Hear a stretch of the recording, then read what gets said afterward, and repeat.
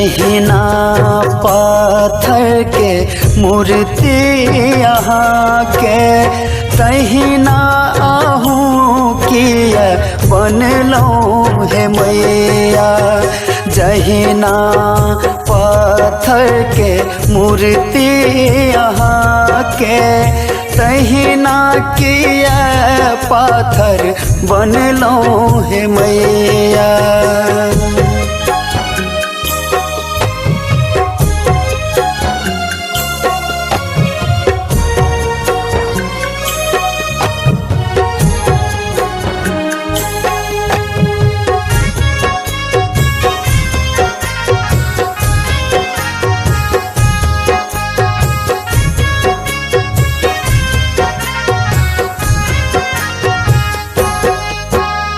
अपन माँ सब क्यों भेल पराया, केकरो ने मन में माँ छल मोह माया। केकरो ने मन में माँ छल मोह माया। सब हक भाग केहन नीक लिखलो, कोना का हमर भाग लिखलो हे मैया। जहिना पत्थर के मूर्ति यहाँ के तहिना आहूँ किया बनलो हे मैया।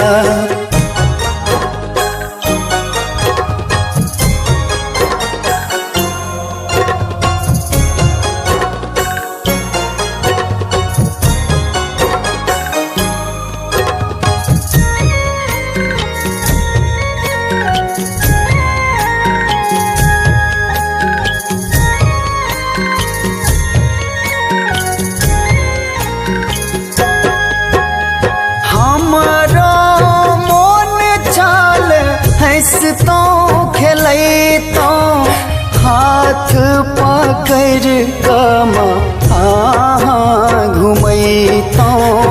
हाथ पकड़ माहे हमरो घुमैतो।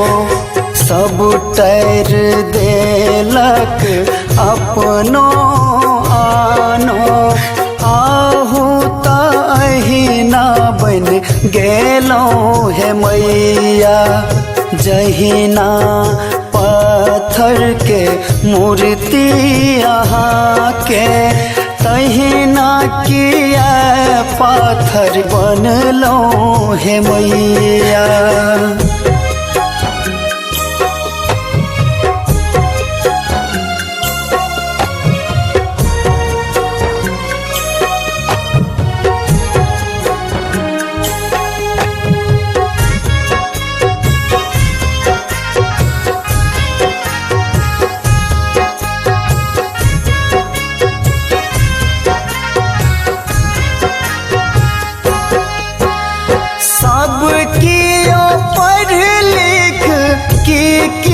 न बन गए लाल दुलरुआ माँ बकलेल रह गेल।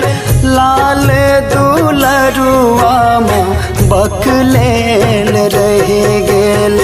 ऋषियों मुनियों बात बनाबे आहूँ किया एना भेलो हे मैया।